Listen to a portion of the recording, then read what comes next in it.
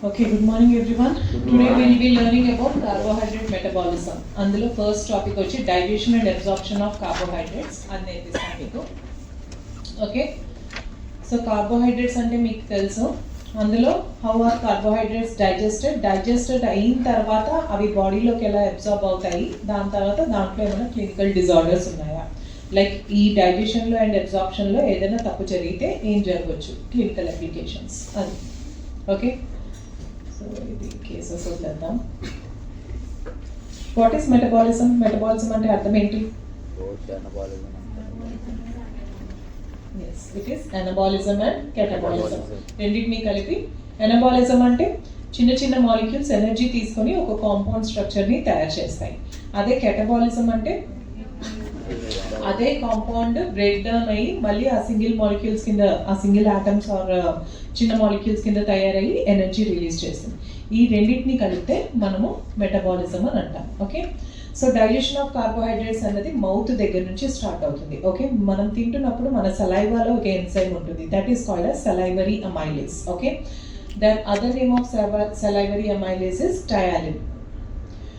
దీనికి ఈ enzymes act చేయాలంటే దానికి క్లోరైడ్ అయాన్స్ కావాలి. క్లోరైడ్ అయాన్స్ లేకపోతే ఈ ఎంజైమ్ యాడ్ చేయలేదు. ఓకే, సో బట్ మన మౌత్లో మీరు ఫుడ్ ఎంతసేపు ఉంచుతారు సహజంగా తినేటప్పుడు?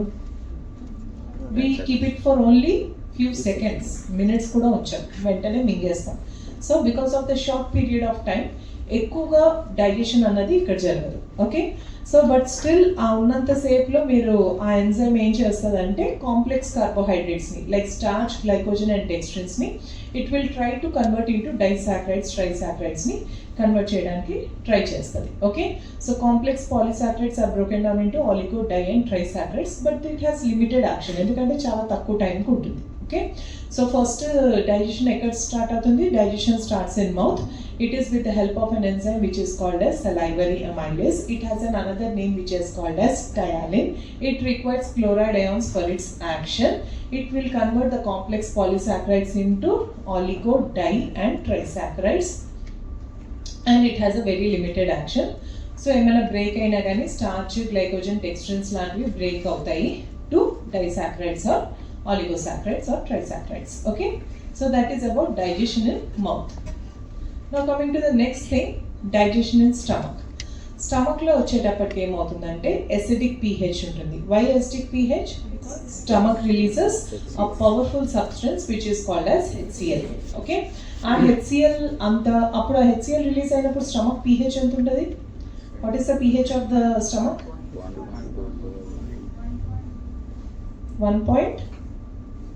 1.5 to 2. Okay, that is the pH of the stomach.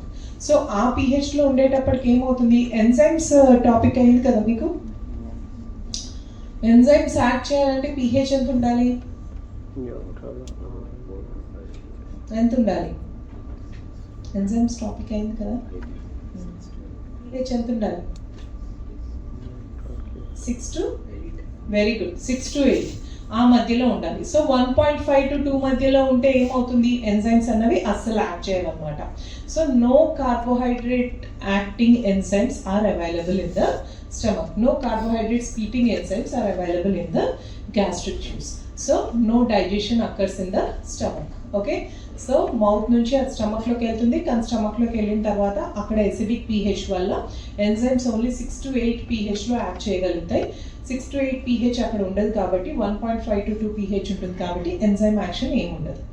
దాని తర్వాత అప్పుడు దానికి ఎలా వెళ్తుంది? అది స్మాల్ ఇంటెస్టైన్కి వస్తుంది, which is nothing but the duodenum. Okay, డియోడినంలో వచ్చేటప్పటికి 2 things. ఓకే, మనకి ప్యాన్క్రియాటిక్ హెడ్ ఇలా డియోడినంతో అటాచ్ అయి ఉంటుంది, సి షేప్ డియోడినం తోటి.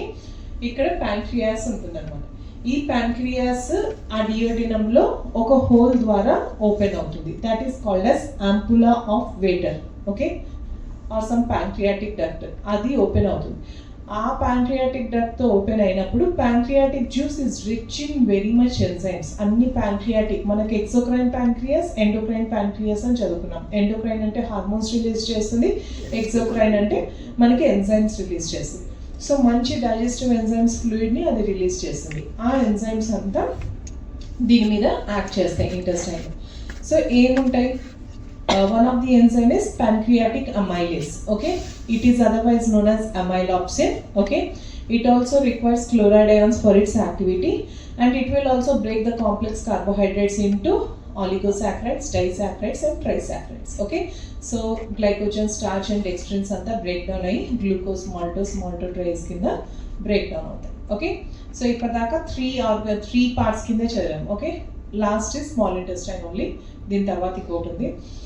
సో డియోడినం నుంచి అది జెజునంలోకి వెళ్తుంది, the next which is the last part. Okay, so ఇప్పటిదాకా ఏంటి, డైజెషన్ హ్యాపన్స్ అట్ 4 ఏరియాస్. ఒకటి, one is mouth, where it is salivary amylase, which is otherwise known as Tialin. It requires chloride ions for its action. It will break down complex carbohydrates into disaccharides, oligosaccharides and trisaccharides. But it has very limited action because food doesn't stay for a longer time in the mouth. And then from the mouth, food enters into the stomach. Okay, stomach వెళ్ళినప్పుడు ఏమవుతుంది, stomach lo because of the acidic pH, the enzymes, there no carbohydrate splitting enzymes are available in the gastric juice. From the stomach it goes into the duodenum. Duodenum pancreatic juice release అవుతుంది కాబట్టి it has pancreatic amylase, which is otherwise known as amylopsin. It also requires chloride ions for its activity, and it will also break down complex carbohydrates into oligosaccharides, disaccharides and trisaccharides. Okay, next small ఇంటెస్టైన్లోకి వెళ్తాం. Small ఇంటెస్టైన్లోకి వెళ్ళిన తర్వాత small intestinal epithelium ఉంటుంది కదా, దాని నుంచి ఒక 4 important enzymes release అవుతాయి. ఒకటి lactase, sucrase, maltase and isomaltase. So lactase అనేది లాక్టోజ్ మీద యాక్ట్ చేస్తుంది. ఓకే, లాక్టోజ్ కాంపోజిషన్ ఏంటి, which type of sugar it is, what is lactose, disaccharide. Very good, it's a disaccharide and it is made up of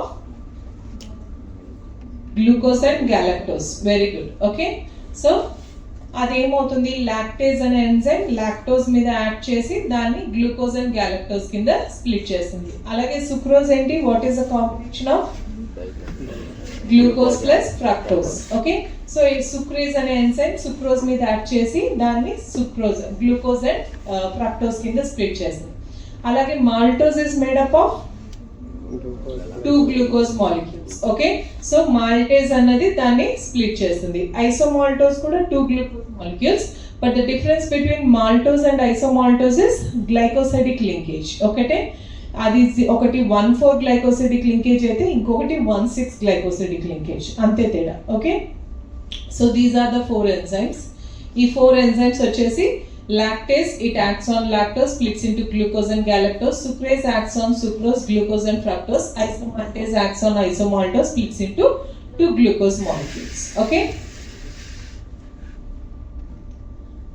okay, కొన్నిసార్లు ఏమవుతుందంటే కొంతమందిలో ఈ lactase అనే enzyme ఉండదు. ఓకే, సో లాక్టోజ్ ఎవరు ఎక్కువగా తింటారు, మిల్క్ షుగర్ ఎవరు ఎక్కువగా తాగుతారు, చిన్నపిల్లలు. Okay, first 6 months of the life ఏంటి, వాళ్ళ పాలు తప్పిస్తే ఇంకో డైట్ ఉండదు. పుట్టిన తర్వాత 6 నెలలు వచ్చేంత వరకు తల్లిపాలే ఇస్తారు. సో అలాంటి వాళ్ళలో కొంతమందిలో ఏమవుతుందంటే కొన్నిసార్లు జన్యుపరంగా ఏదైతే ఈ ఎంజైమ్ సెక్రీట్ చేయాలో ఆ జీన్ అన్నది వాళ్ళలో ఉండదు. సో వాళ్ళకి ఏమవుతుంది, ఈ లాక్టేజ్ ఎంజైమ్ ప్రొడ్యూస్ అవ్వదు. అప్పుడు ఏమవుతుంది, మామూలుగా అయితే ఈ లాక్టోజ్ ఇలా గ్లూకోజ్ అండ్ గ్యాలక్టోజ్ కింద స్ప్లిట్ అవుతుంది. స్ప్లిట్ అయిన తర్వాతనే ఇవి డైసాక్రైడ్స్ డైరెక్ట్గా అబ్జార్బ్ అవ్వలేవు, ఇవి మోనోసాక్రైడ్స్ అయితేనే అబ్జార్బ్ అవ్వగలుగుతాయి. ఈ లాక్టేజ్ ఏమో ఎపిథీలియల్, చెప్పాను కదా, దాని లూమెన్, ఒక స్మాల్ ఇంటెస్టైన్ లూమెన్ దగ్గర ఎపిథీలియం ఏది ఉంటుందో ఎపిథీలియం మీద ఉంటుంది. కొన్నిసార్లు ఇది ఉన్నప్పుడు అది సింథసైజ్ అవుతుంది. సహజంగా జరిగేది ఏంటి, ఈ లాక్టోజ్ అన్నది ఇదిగో ఇక్కడ లాక్టేజ్ ఎంజైమ్ వల్ల అది స్ప్లిట్ అయ్యి గ్యాలక్టోజ్ గ్లూకోజ్ అయ్యి ఇక్కడ బ్లడ్ వెజల్స్ ఉంటాయి, ఆ బ్లడ్ వెజల్స్ లోకి అబ్జార్బ్ అవుతుంది. బట్ ఇలా అబ్జార్బ్ అవ్వని పక్షాన, like when the enzyme is absent, lactase enzyme when it is absent, అప్పుడు ఇది ఏమవుతుంది, ఈ లాక్టోజ్ అనేది లార్జ్ ఇంటెస్టైన్ లోకి వెళ్తుంది. లార్జ్ ఇంటెస్టైన్ లో మనకి అదేం చేస్తుంది, లాక్టోజ్ లార్జ్ ఇంటెస్టైన్ సహజంగా లార్జ్ ఇంటెస్టైన్కి వెళ్ళకూడదు కానీ వెళ్తుంది. అది బాగా వాటర్ని అబ్జార్బ్ చేసుకునే కెపాసిటీ ఉంటుంది అనమాట, carbohydrate. As you can see hydrate అంటే వాటర్ మాలిక్యూల్స్, దాంట్లో సహజంగానే కొంత వాటర్ కంటెంట్ ఉంటుంది అండ్ వాటర్ అబ్జార్బ్ చేసుకునే కెపాసిటీ కూడా ఉంటుంది. సో అదేం చేస్తుంది, ఇక్కడ లార్జ్ ఇంటెస్టైన్లో చాలా రకాల బ్యాక్టీరియా ఉంటాయి మన లార్జ్ ఇంటెస్టైన్లో. ఆ బ్యాక్టీరియా ఏం చేస్తుంది, ఆ బ్యాక్టీరియాకి మంచి ఫుడ్ దొరికిందని చెప్పి అది మొత్తం అంతా కార్బోహైడ్రేట్ ఫర్మెంటేషన్ జరుగుతుంది. ఫర్మెంటేషన్ జరిగినప్పుడు మనకు రిలీజ్ అయ్యేది ఏంటి, యాసిడ్స్ అండ్ గ్యాసెస్. సో అలాగా lactic acid, acetic acid, carbon dioxide gas అన్ని ప్రొడ్యూస్ అవుతాయి.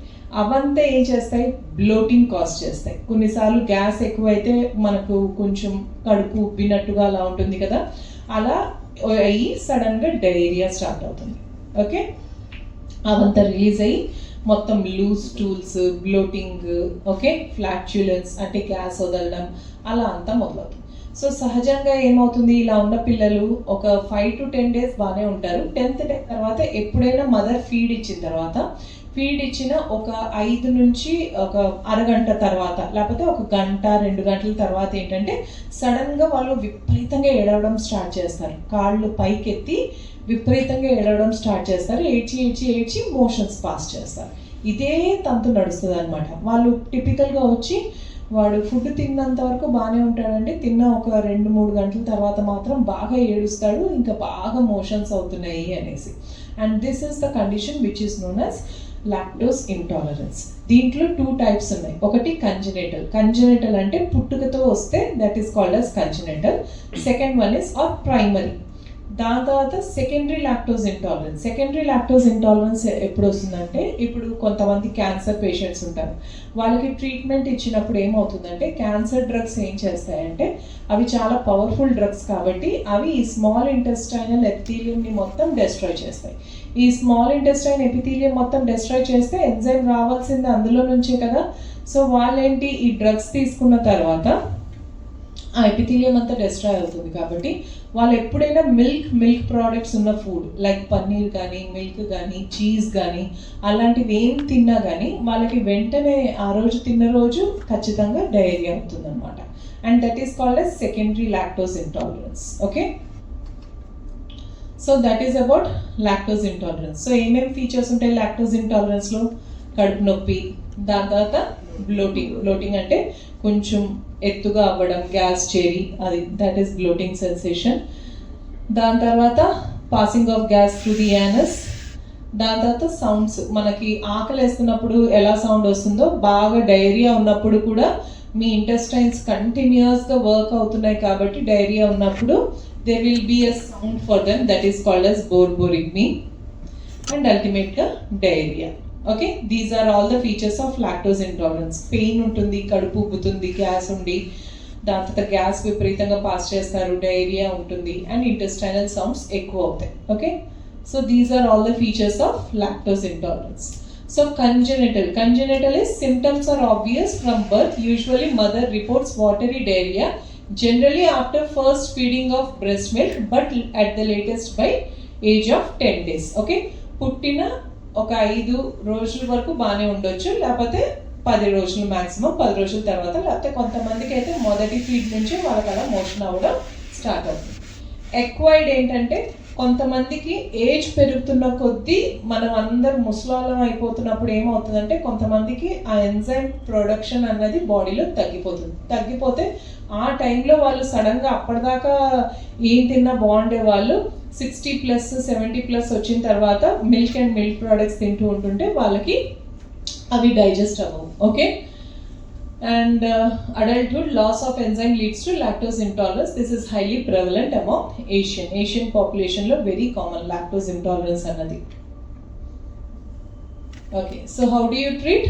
ఆ కొన్ని రోజులు వాళ్ళకి ఏం చెప్తామంటే, మిల్క్ అండ్ మిల్క్ ప్రోడక్ట్స్ అన్నది ఇవ్వద్దు. మరి బేబీకి మిల్క్ అండ్ మిల్క్ ప్రోడక్ట్స్ ఇవ్వకపోతే బేబీ ఏం తింటుంది? వాళ్ళకి ఏంటంటే లాక్టోస్ ఫ్రీ సప్లిమెంట్స్ దొరుకుతాయి. Okay, there are formula feeds ఇలా దొరుకుతాయి అన్నమాట, లాక్టోస్ ఫ్రీ అనేసి. ఓకే, లేకపోతే సోయా మిల్క్ దొరుకుతుంది పిల్లలకి, అది ఇవ్వచ్చు. ఆల్మండ్ మిల్క్ దొరుకుతుంది, అది ఇవ్వచ్చు. బికాస్ దాంట్లో లాక్టోస్ అన్నది ఉండదు, వేరే షుగర్స్ ఉంటాయి. ఓకే, సో అలాంటివి ఆల్టర్నేట్ ఫుడ్స్ వాళ్ళకి ఇవ్వచ్చు. లేదా దెర్ ఈస్ ఇంత చిన్న బాటిల్ ఉంటుంది, లాక్టేజ్ ఎంజైమ్ది దొరుకుతుంది. అదేం చేస్తామంటే, పాలని మనము పిల్లలకి పట్టేటప్పుడు ఒక స్పూన్ పాలు తీసుకొని దాంట్లో ఒక 2 drops ఈ ఎంజైమ్ వేయాలన్నమాట. ఈ ఎంజైమ్ వేసి అది పట్టేసి ఒక 10 నిమిషాలు ఆగిన తర్వాత నార్మల్ మిల్క్ ఇచ్చేస్తే, బికాజ్ ఆల్రెడీ ఎంజైమ్ ఇస్తున్నాం కాబట్టి వాళ్ళకి ఈజీగా డైజెస్ట్ అవుతుంది. ఓకే, అండ్ ఈ మనకు పెరుగు తోడు పెట్టేటప్పుడు ఏ బ్యాక్టీరియా హెల్ప్ చేస్తుంది? లాక్టోబాసిల్లస్. ఆ లాక్టోబాసిల్లస్ కూడా లాక్టేజ్ ఎంజైమ్ ని రిలీజ్ చేస్తుంది. ఓకే, సో అందుకోసమే పెరుగు లాంటిది ఇవ్వచ్చు, వర్సటైల్ డిష్. సో ఎక్వైర్డ్ అంటే చెప్పాను కదా, కొంతమందికి బై బర్త్ ఉంటుంది, that is nothing but congenital, and కొంతమందికి ఒక ఏజ్ వచ్చిన తర్వాత వస్తుంది. లైక్ ఓల్డ్ ఏజ్ లో కొంతమందికి సడన్ గా డెవలప్ అవుతుంది. దాని తర్వాత infection, damage to the intestinal cells. ఆ డ్యామేజ్ ఎలా ఉంటుంది? స్ట్రాంగ్ బ్రెత్స్ కానీ, లేకపోతే ఎవరికైనా ఫుడ్ ఎలర్జీ, ఫుడ్ ప్రోటీన్ ఎంట్రోపతి. కొంతమందికి సహజంగా కొన్ని రకాల ఫుడ్స్ పడవు, కొంతమందికి షెల్ ఫిష్ పడదు, లైక్ ఏదైనా సీ ఫుడ్ పడదు, కొంతమందికి పీనట్ ఎలర్జీ ఉంటుంది, వేరుశనగకాయలు వేరుశనగ పప్పులు తింటే పడదు, అలా అన్నమాట. సో అలా సహజంగా ఎలర్జీస్ ఉన్న వాళ్ళకి ఏంటంటే కొంచెం ఆటో యాంటీబాడీస్ ఎక్కువగా ఉంటాయి కాబట్టి వాళ్ళలో ఈ లాక్టోజ్ ఇంటాలరెన్స్ అని ఫ్రీక్వెంట్గా చూస్తూ ఉంటాం. ఓకే, అండ్ కొన్నిసార్లు ఏంటంటే ఏదైనా ఇన్ఫెక్షన్ వచ్చి మనం కొన్ని యాంటీబయాటిక్స్ తీసుకుంటాం. ఆ యాంటీబయాటిక్స్ ఏం చేస్తాయంటే ఈ ఎంజైమ్ అనేది మన దాంట్లో కొన్ని బ్యాక్టీరియా వల్ల వస్తుంది అనమాట.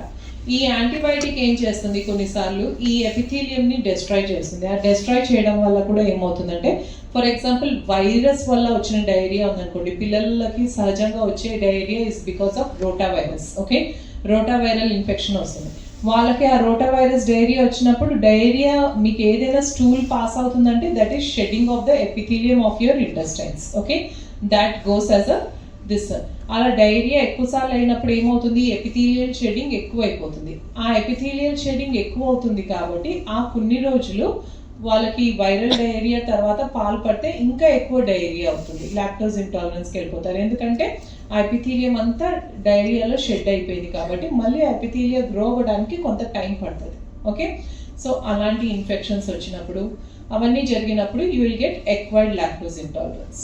Okay, so that finishes about digestion. Okay, digestion part anta ayipindi. So once again, how the carbohydrates are digested? Carbohydrate digestion starts first in the mouth because of the enzyme salivary amylase, and the enzyme requires, it is otherwise known as TLN, it requires chloride ions for its activity. And what does it do? Complex carbohydrates are broken down into disaccharides, oligosaccharides and trisaccharides. Okay, next food reaches into the stomach, but no digestion happens here because of the acidic pH of the stomach. Later the food reaches into the duodenum, where pancreatic amylase or amylopsin is the enzyme. This also requires chloride ions for its activity, and carbohydrates are broken down from complex carbohydrates to oligosaccharides, polysaccharides and disaccharides. And after which food reaches into the small intestine. 4 enzymes are present: lactase, maltase, isomaltase and sucrase. Lactase acts on lactose and splits into glucose and galactose. Maltose and isomaltose split glucose into 2 glucose molecules, whereas sucrase acts on sucrose and splits into glucose and fructose. Okay, and once they are digested, monosaccharides anta like glucose, fructose as well as galactose, ఇవన్నీ monosaccharides కాబట్టి ఈజీగా absorb అయిపోతాయి. Okay, ఆ absorption కి కొన్ని transporters కావాలి, which will be learn. So digestion లో ఎప్పుడైనా ఏం జరగవచ్చు అంటే, కొంతమంది ఇండివిజువల్స్ లో ఈ లాక్టేజ్ ఎంజైమ్ ఉండకపోతే లాక్టోజ్ ఇంటాలరెన్స్ అన్న జబ్బు డెవలప్ అవుతుంది. సో ఇందులో 2 టైప్స్ ఉన్నాయి. ఒకటి congenital lactose intolerance, the other one is acquired lactose intolerance. Congenital lactose intolerance అంటే వాళ్ళకి బై బర్త్ పుట్టిన తర్వాత నుంచి మిల్క్ ఫీడ్స్ ఏది ఇచ్చినా కానీ వాళ్ళు కొద్దిసేపు అయిన తర్వాత they develop symptoms like stomach ache, bloating, okay, passing of gas, okay, increased intestinal sounds and diarrhoea. Okay, so ఇలా వస్తూ టిపికల్గా మదర్ ఏమో ఫస్ట్ ఫీడ్ తర్వాత అయినా కానీ or at the latest by 10 daysకి అయినా కానీ యూజువల్గా టిపికల్ కంప్లైంట్ ఏంటంటే, ఫీడ్ ఇచ్చిన ఒక 1 to 2 hours తర్వాత the baby is crying severely and passing foul smelling stools, కొంచెంగా వాసన వస్తున్నాయి అనేసి చెప్తుంది. ఇక్కడ ఏమవుతుంది లాక్టోస్ ఇంటాలరెన్స్లో బేసికల్గా లాక్టేజ్ ఎంజైమ్ లేకపోవడం వల్ల స్మాల్ ఇంటెస్టైన్ నుంచి that lactose goes into the large intestine where by the action of the bacteria in the large intestine the lactose gets fermented and leads to release of a lot of acids as well as gas which leads to the following features, that is diarrhea, pain abdomen and everything. Okay, ఇది process. So దీనికి treatment ఏంటి? Lactose free formula diets available, అవి ఇవ్వచ్చు, పెరుగు ఇవ్వచ్చు. Okay, and no milk and milk products for few days. Okay, that is the treatment of choice for lactose intolerance. And acquired lactose intolerance ఎందులో కనిపిస్తుంది? యూజువల్గా old age వచ్చేటప్పటికి the lactase synthesizing capacity of the intestinal epithelium decreases and that's why they cannot synthesize any lactase enzyme. And also when the patient has some food malabsorption syndromes like protein enteropathy gani malabsorption syndrome unna gani if there are infections unna gani gut infections appudu kuda vallaki lactose intolerance vache chance undi elderly people lo. Okay, now coming to absorption వచ్చేటప్పటికి so glucose, గ్యాలక్టోస్, fructose లాగా complex carbohydrates మనం తిన్నదంతా digestion అయిపోయి ఇప్పుడు monosaccharides అయిపోయాయి. ఆ monosaccharides ఇప్పుడు intestinal సెల్లోకి వెళ్ళాలి. Intestinal cell లోపలికి వెళ్ళాలంటే అలా డైరెక్ట్గా అవి వెళ్ళలేదు, దానికి కొంచెం ట్రాన్స్పోర్టర్స్ కావాలి. So these are the various transporters which are present in the intestinal epithelium which help in the absorption of glucose. అందులో ఫస్ట్ ట్రాన్స్పోర్టర్ వచ్చేటప్పటికి సోడియం గ్లూకోజ్ ట్రాన్స్పోర్టర్, దాన్ని ఎస్ గ్లూట్ అని రాస్తాం. ఓకే, ఎస్ అంటే సోడియం, జిఎల్యు అంటే గ్లూకోజ్, టీ అంటే transporter. ఈ sodium glucose transporter 2 types ఉంటుంది, ఒకటి ఇంటెస్టైన్లో ఉంటుంది, ఒకటి కిడ్నీస్లో ఉంటుంది. ఓకే, సో ఇంటెస్టైన్స్లో ఉన్నది గ్లూకోజ్ని అబ్జార్బ్ చేసుకుంటుంది, కిడ్నీస్లో ఉన్నది మనకి యూజువల్గా బ్లడ్ ఫిల్టర్ అయినప్పుడు మనకి గ్లూకోజ్ కూడా అందులో కొంత రిలీజ్ అవుతుంది. ఆ గ్లూకోజ్ అంతని కూడా glucose because it is very important అన్న అవర్ బాడీ అక్కడ రీఅబ్జార్ప్షన్ ఈ సోడియం గ్లూకోజ్ ట్రాన్స్పోర్టర్స్ అన్నది చేస్తాయి. ఇలా రకరకాల ఆర్గన్స్లో రకరకాల గ్లూకోజ్ ట్రాన్స్పోర్టర్స్ ఉంటాయి. For example glucose transporter 1, this is present in RBC, brain, kidney, colon and placenta. Glucose uptake in most cells is dependent of insulin. Dependent on insulin అంటే insulin ఉన్నప్పుడే ఇది తీసుకుంటాయి అన్నమాట. ఓకే, లైక్ ఇన్సులిన్ ఎప్పుడు ఉంటుంది? మీరు food తీసుకున్న వెంటనే మీ బ్లడ్ ఇన్సులిన్, గ్లూకోజ్ ఎక్కువైతే ఇన్సులిన్ ఎక్కువ అవుతుంది, ఇన్సులిన్ రిలీజ్ స్టిమ్యులేట్ అవుతుంది బాడీలో ఎప్పుడైనా. సో గ్లూకోజ్ ఎప్పుడు ఎక్కువ అవుతుంది? మీరు ఫుడ్ తిన్న వెంటనే మీ బ్లడ్ గ్లూకోజ్ లెవెల్స్ ఇలా పెరుగుతాయి. సో ఇలా బ్లడ్ గ్లూకోజ్ లెవెల్స్ పెరిగిన వెంటనే ఇన్సులిన్ రిలీజ్ అవుతుంది. ఇన్సులిన్ రిలీజ్ అయినప్పుడు ఈ ట్రాన్స్పోర్టర్ యాక్టివేట్ అవుతుంది, గ్లూకోజ్ ట్రాన్స్పోర్టర్. ఎక్కడ? RBC, brain, colon, placenta, rectum ఏరియాస్లో. సో అది వెంటనే వచ్చి గ్లూకోజ్ని సెల్స్లోకి తీసుకెళ్తాయి. Okay, next is the GLUT2 transporter which is present in the intestine, liver, beta cells of pancreas. Low affinity, rapid uptake or release of glucose. I'll show you. GLUT3 is present exclusively in the neurons and brain. ఎందుకంటే మీరు పడుకున్నా కానీ 2 organs ఏవైతే రెగ్యులర్గా మీ బాడీలో పనిచేస్తాయి అనేసారంటే మీ బ్రెయిన్, మీ heart. Okay, they never stop working. So neurons కంటిన్యూస్గా కావాలి కాబట్టి high affinity. Okay, GLUT4, this is very important. This is insulin mediated glucose uptake. Insulin mediated glucose uptake అనేది ఏంటో చెప్తాను. This is present in the skeletal muscle, heart muscle and adipose tissue. GLUT5, it is present in small intestine, kidney, testis and sperms. And ఈ GLUT5 only fructose ని transport చేస్తుంది, glucose ని transport చేయదు. And there is one more which is glucose transporter 7 which is present in the endoplasmic reticulum of the liver. Okay, so ఇలా మనకి రకరకాల transporters ఉన్నాయి. Let learn about each and everything. So first one వచ్చేటప్పటికి sodium glucose transporter. ఇప్పుడు ఇది blood, ఇది lumen of the intestine. Lumen of the ఇంటెస్టైన్లో ఇలా మనకి ఎపిథీలియం ఉంది. సో సోడియం గ్లూకోజ్ ట్రాన్స్పోర్టర్ అంటే ఏంటి? ఇక్కడ సోడియం గ్లూకోజ్ ఇలా తీసుకునేటప్పుడు 2 సోడియం మాలిక్యూల్స్ కూడా వస్తాయి అన్నమాట. This type of transport is called as what transport? That is not active transport. అక్కడ ఏం ఎనర్జీ రిలీజ్ అవ్వట్లేదు కదా. Active, you use the word active transport when there is energy utilization, energy పడుతుంది అంటే. Symport, antiport అలా ఉన్నాయి కదా. Coport, co transport. This one is a symport or co transport. Okay, sodium glucose symport అని అంటారు దీన్ని. ఏంటి? గ్లూకోజ్ వెళ్ళాలి అంటే ఖచ్చితంగా రెండు సోడియం మాలిక్యూల్స్ కూడా ఉండాలి, లేకపోతే గ్లూకోజ్ ట్రాన్స్పోర్ట్ అవ్వలేదు. And this forms the basis. ఇలా గ్లూకోజ్ని అబ్జార్బ్ చేసుకోవాలంటే సోడియం కావాలి కాబట్టి ఓఆర్ఎస్ తెలుసా? ఏంటి ఓఆర్ఎస్? Oral rehydration solution. ఎప్పుడైనా డైరియా ఉన్నప్పుడు ఓఆర్ఎస్ ప్యాకెట్స్ తాగండి అని అంటాం. ఓకే, ఆ ఓఆర్ఎస్ ప్యాకెట్స్లో రెండు ఉంటాయి. ఒకటి ఏంటి, సాల్ట్ ఉంటుంది, ఇంకొకటి గ్లూకోజ్ ఉంటుంది. చిన్నప్పుడు ఒక దూరదర్శన్, ఇప్పుడు దూరదర్శన్ ఎంతమంది చూస్తున్నారో నాకు తెలియదు కానీ చిన్నప్పుడు నేను 8th 9th క్లాస్లో ఉండేటప్పుడు ఆర్ మేబీ ఈవెన్ లెస్, దూరదర్శన్లో ఒక యాడ్ వచ్చేది. పిల్లలకి ఒకవేళ విరోచనాలు అయితే ఇలా చేయాలి, ఒక గ్లాస్ గోరువెచ్చని నీటిలో ఒక స్పూన్ పంచదార, చిటికెడు ఉప్పు వేయాలి అనేసి. ఎందుకు అంటే ఉప్పు లేకపోతే గ్లూకోజ్ అన్నది అబ్జార్బ్ అవ్వదు. That is the main thing, because glucose బాడీలోకి అబ్జార్బ్ అవ్వాలంటే ఇది. And this forms the main concept for ORS solution కూడా. ఓఆర్ఎస్ సొల్యూషన్లో మీకు గ్లూకోజ్ ఉంటుంది, గ్లూకోజ్తో పాటు సాల్ట్ ఉంటుంది. ఎందుకు అంటే మన బాడీ గ్లూకోజ్ అబ్జార్బ్ చేసుకునేటప్పుడు సోడియం కూడా కావాలి, లేకపోతే అది అబ్జార్బ్ చేసుకోలేదు. Okay, this is sodium glucose transporter. So this glucose again మళ్ళీ ఇక్కడ ఒక ట్రాన్స్పోర్టర్ ఉంటుంది. This is called as apical surface, this is called as basolateral surface. So ఇక్కడ నుంచి గ్లూకోజ్ బయటికి వెళ్తుంది, సోడియం వచ్చేటప్పటికి ఇక్కడ సోడియం పొటాషియం ATPase పంప్ ఉంటుంది, సోడియం కూడా బయటికి వెళ్ళిపోతుంది, పొటాషియం లోపలికి వస్తుంది. Okay, because sodium happens to be an extra cellular cation, potassium అన్నది ఇంట్రా సెల్యులర్. పొటాషియం ఎప్పుడు సెల్ లోపల ఉంటుంది, సోడియం ఎప్పుడు సెల్ బయట ఉంటుంది. ఓకే, సో అలా మెయింటైన్ చేయడానికి మనకు సోడియం పొటాషియం ATPase పంప్ ఉంటుంది. దీన్ని బేసోలేటరల్ మెంబ్రేన్ అంటాము. Okay, each side surface which is attached to the blood, and this one is called as apical surface which has the villi. No ma, inta late ga vastundi nenu ela cheyanu. So this is sodium glucose transporter. Okay, so the same thing ORS lo ivi enduku untayante this one. Next, glucose 2 transporter. ఇది ఏం చేస్తుంది? ఇప్పుడు ఇందాక ఇక్కడ చూసారా, this one is glucose 2 transporter. Okay, this is GLUT2 transporter. Okay, ఇది sodium glucose 1 transporter, ఇది GLUT2 transporter. ఇదేం చేస్తుంది? బ్లడ్ పంపిస్తుంది. ఇక్కడ సెల్లో ఉన్న గ్లూకోజ్ని బ్లడ్లోకి పంపిస్తుంది. That is that duty. Okay, expelling glucose into blood stream. Okay, GLUT2 enables the pancreas to monitor the glucose level and adjust the rate of insulin secretion. So ఇలా మనకి this one is GLUT2 transporter. ఇది ఇక్కడ బేసోలేటరల్ surface, sodium glucose transporter ఇది అపైకల్ సర్ఫేస్లో ఉంటుంది.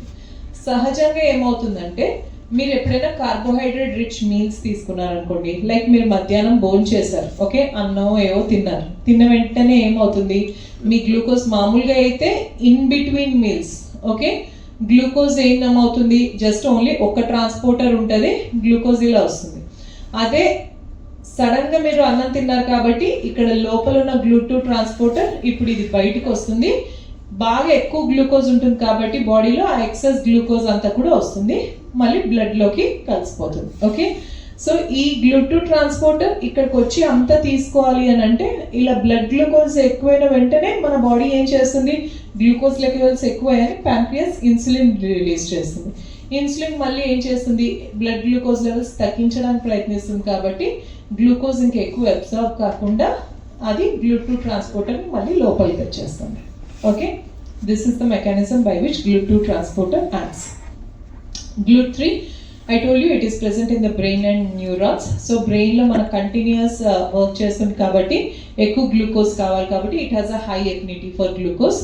GLUT4 vachetappadiki this is insulin dependent transporter. Insulin dependent transporter ante, for example, GLUT4 transporter annadi ila cell lopal untadi ee transporter. Okay, ఎప్పుడైనా cell మీద మనకి insulin receptors ఉంటాయి. ఎప్పుడైనా కానీ ఇన్సులిన్ రిలీజ్ అయినప్పుడు ఆ ఇన్సులిన్ వచ్చి దాని రిసెప్టార్కి అది అంటుకుంటుంది.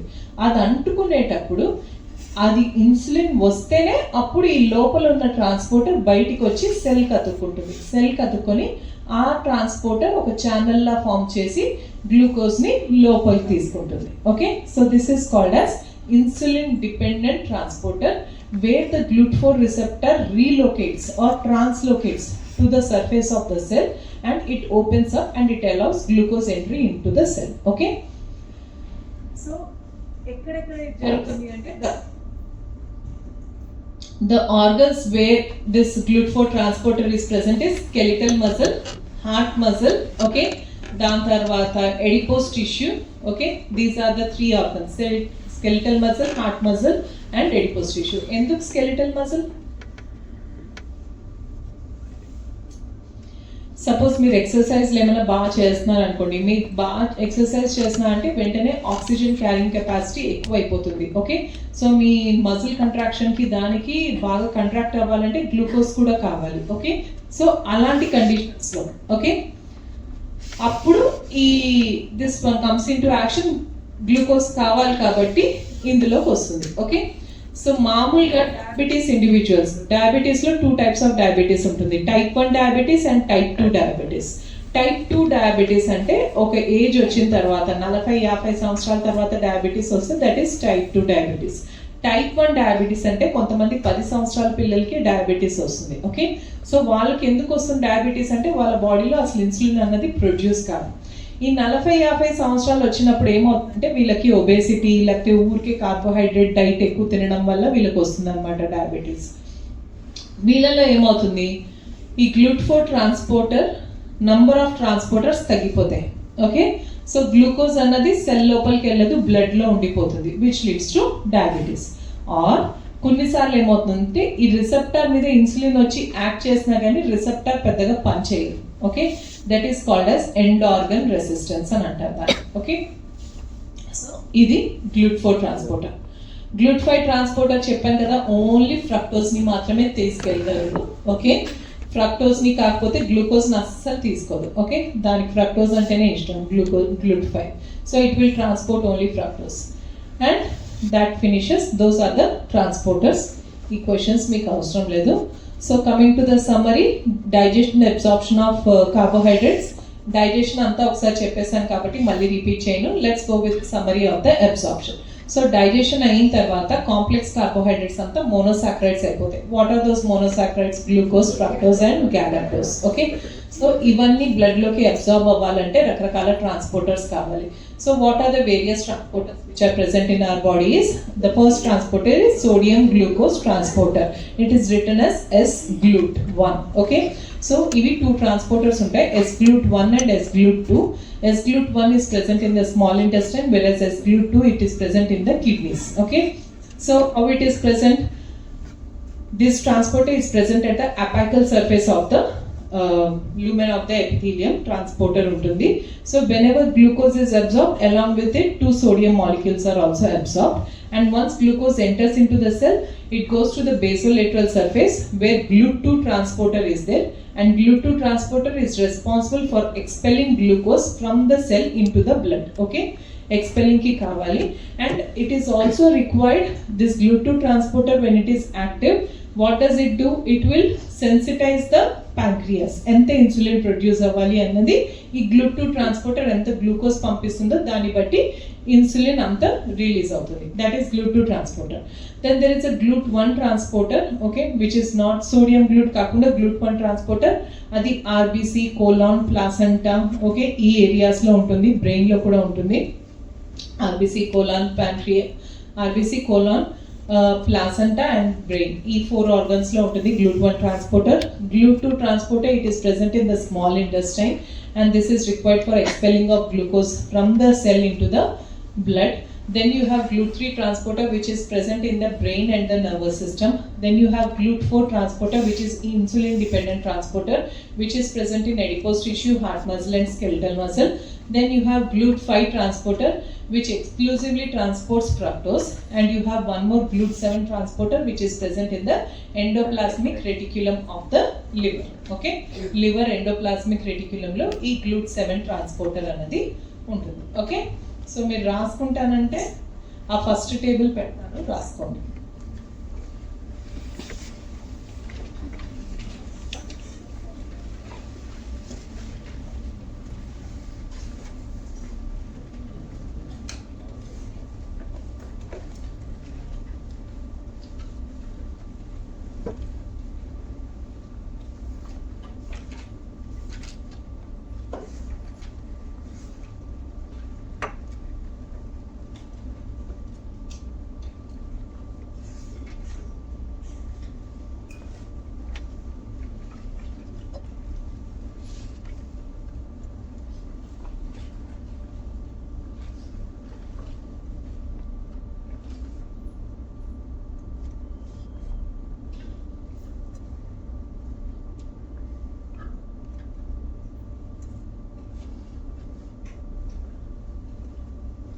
Done?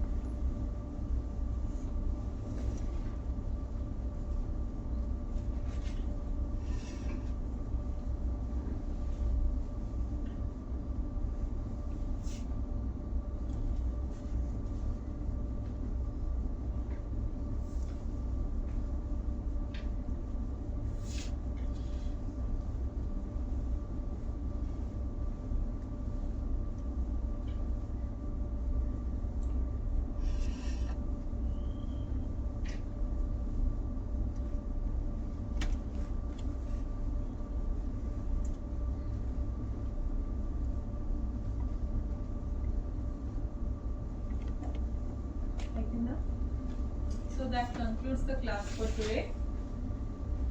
Digestion and absorption of glucose. Okay.